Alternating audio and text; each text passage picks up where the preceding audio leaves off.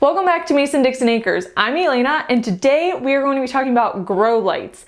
There are a lot of different options out there for your grow lights for your seed starting setup, so we're going to talk through what you need to consider when you're choosing yours. But before we do that, we need to talk about why grow lights are so important for your seed starting setup. If you choose to start your seeds indoors and you place your seeds in a container and you place that close to a window, chances are your seedlings are not going to get enough light.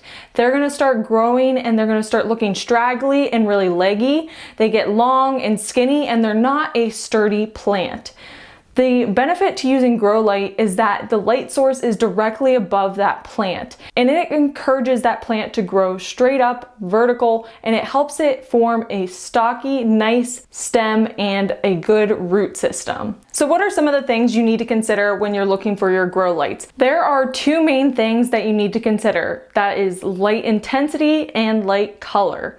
Light intensity refers to how much light that the actual bulb itself is putting off, as well as how close your lights are to your plant. That is going to determine the amount of light intensity that your plants are receiving. You will see that most light bulbs have a measurement of lumens, and this gives you an insight as to how much light that bulb is putting off. The second thing is the light color. This is sometimes referred to as the color temperature. Typically, whenever you are looking for grow lights, you are going to want to look for something that is called full spectrum. That means that it has both blue and red light within the light spectrum.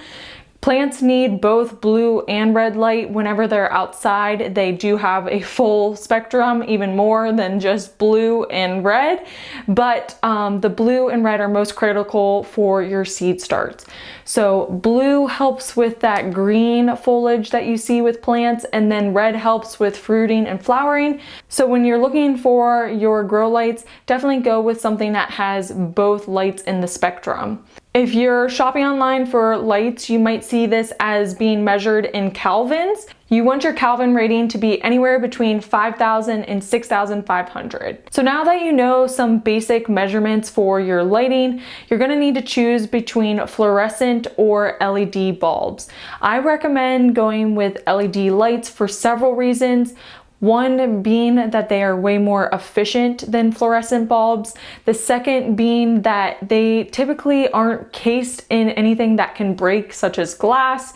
And then the third being that they can put off a lot more light than fluorescent bulbs. Now, if you want to go with a cheaper option, fluorescent is definitely a great option. You don't want to go with incandescent bulbs because they will not have enough light intensity for your plants to grow successfully. As far as your lighting setup itself, you have a ton of options available to you. I'm sure if you do a quick Google search online, you will see a lot of different ideas out there.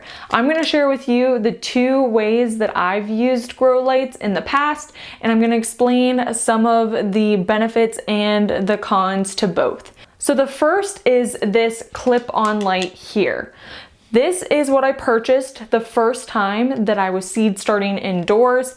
The benefit to using something small like this is that it is more cost efficient. The downside to something like this is that you are very limited with how many seeds you can start with it. Whenever you are starting your seeds, it's critical that the lights are directly above your seed starts. This can be a little bit awkward with something like this with the three separate lights because you kind of have to move them around so that the entire tray of your seedlings is getting an even distribution of light. One thing I do like about this light in particular is that I have a little control here where I can change the settings. So I can change it, well, I gotta turn it on first. But once it's on, I can change it from red light to blue light to both.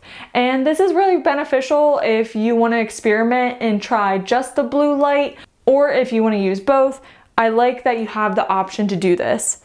You also can change the intensity of the light with this light fixture. This is really nice, once again, because if you want to put your lights extremely close to your plants, you can turn down that intensity, or you can turn it up as you have to move them away. The last thing I like about a light like this is it has a built-in timer. That's one thing we have not talked about yet. And typically when you're starting your seeds, you want them to be in the light for anywhere between 12 and 16 hours during the day. Having a built-in timer is really nice because you don't even have to worry about turning the light on and off. This fixture does it for you. I mentioned that this light is a clip light. So for me, I put my seed starts on a folding table and then I clipped this light onto the folding table. I ended up purchasing 2 of these lights when I was getting started, and it worked well for me for the first 2 years. But then, of course, after 2 years of gardening, I decided to expand. And I feel like that's a really common thing for gardeners. So if you're just getting started, maybe make an investment in some lights up front. That's totally up to you, but from what I've seen, most gardeners end up expanding after their first year. My second setup is a little bit more intense. We have to head down to the basement to check it out. Welcome to the basement, and even better, where I start my seeds. Behind me, you will see that I have this metal rack and I have some lights hanging from it. So I purchased some LED 4-foot long lights on Amazon, and I believe 6 came in the pack, and I hung them from this rack that I purchased at Home Depot. This is a really nice setup if you plan to start a lot of seeds indoors. I like to set some of the lights lower for my young seedlings, and then the lights up here are set higher for things as they grow to be taller. You can set it up however works best for you, but I find that using these track long lights gives you a lot more flexibility than using those clip lights that are bendy and you have to move them around to make them work. So this is really, really nice if you are willing to put in some money. You may already have a wire rack of some sort sitting around.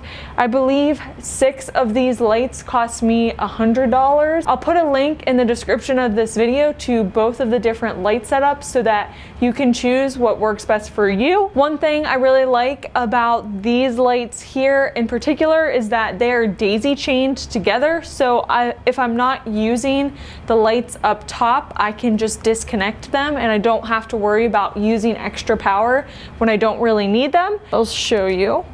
So you can see just by plugging those in, now I have my top lights lit as well. I mentioned earlier that it's really nice that that clamp-on light has a built-in timer. Unfortunately, this setup does not have a timer built in, but we purchased one to use separately. I'm telling you, this is a lifesaver. You will not have to worry about turning the lights on and off every day. It can be a little bit of an issue if you think you need that reminder so that you water your plants regularly. But if you feel confident that you'll be checking on your plants regularly enough to water them properly, then I would recommend getting a timer. Honestly, if you have a timer for the Christmas lights on your tree, that would work perfectly. One more thing I want to mention about the setup behind me is that it was super easy to set up. The lights came in a box and they have these like little reflector things, and you just slide them into slots that are on the lights, and then they're pretty much ready to go. You do have to put the hooks on the top, and then you can hang them using a chain, or like me, you can just use a piece of string. So I really, really like these. The cover for the LED is plastic, so I don't have to worry about any glass breaking. Obviously, I try to take care of the things that I use in my setup, but sometimes accidents do happen, so it's nice that they're plastic. I hope you found this video to be helpful. There are so many different grow light options out there. If you have something that's worked better for you, definitely leave a comment below. We're in this together. I love learning from others. So if there's something that you recommend, leave a comment, let me know. If there's questions you have, also let me know, and I'll get back to you. And hopefully you will have a successful growing season once you add some grow lights to your setup. So thanks for watching. Make sure to click that thumbs up if you enjoyed this video, and I will see you next week.